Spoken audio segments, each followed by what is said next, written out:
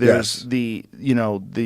the fact that they live in what's essentially an open air prison is fucking terrible. Also, the people that are ruling them are terrorists. That's terrible too. Like, you can't ignore any aspect. This is a complicated thing. What some of the Israeli soldiers have done, some evil things to Palestine. There's videos of them shooting people. Also, what Hamas did is fucking insanely evil. Like, what has to be done to fix that? I do not know. But to pretend it's binary and to pretend it's one side good, one side bad, that seems insane. It's all bad. It's all bad. It's all fucking heartbreaking. Yeah. It's all devastating. And you're right. And what I've learned, I feel like we've all learned, or trying to learn at least, is because it is so complicated. And that is a part of the world, and historically, thousands of years, that I find complicated, and I try my best to understand. I also try to go at it with an open mind, because it is all fucking crazy. It's crazy. Yeah. It doesn't seem like there's a real solution either. It's and just there's scary. the things that you said. Yes, and I want to get to that in a second, because I was thinking about that today, is everything you said, absolutely. This part of it is devastating. This is devastating. This side. The 240 hostages that still I haven't come home yet. But also, where does it go? Right. Where does it go? Where does it go? That's the thing that I think really grabs my attention, because usually I think now I'm not saying a situation like this, but there's a lot of stuff that goes on where you feel like, I think this is the path to finding a resolve, or at least maybe the first steps of resolve. But in this case, I don't see it, brother. I don't know. No, I don't see it. But speaking to what we were talking about earlier, you can learn from there. That's where separating the noise from the intelligent perspectives.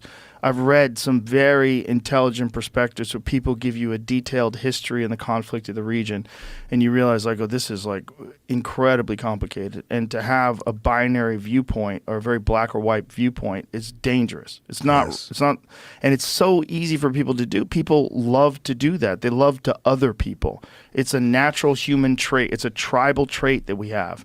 And that is what led to World War II and the Holocaust, is that they othered these human beings because these human beings were Jewish. And you're seeing people doing that now with Jewish people, and you're seeing people doing that now with Muslim people. There's people that are angry at all Muslim people because of what Hamas did. All of it's crazy. And what we need to do is realize that othering human beings is insane. And if you could look at Earth from space, this is one of the things that all the astronauts have said, all the people that have gone to the space station, there's a moment where you are up there, when you look down on the Earth and you see this magical thing that's floating in the heavens, and you realize how insane these conflicts we have over territory, of lines in the dirt, and fighting over resources, and it's so ridiculous. We are one life form. We are one gigantic superorganism that needs each other. Because, like, Yes. human beings need each other. We do not survive alone. The worst thing they could do to you in prison is put you in solitary confinement. Yeah. We need each other. It's a part of what we are. We're this one gigantic group of beings that are trying to live our lives all together on this fucking magical thing that's floating through space. And we unfortunately come from tribal backgrounds. Yeah. All of us.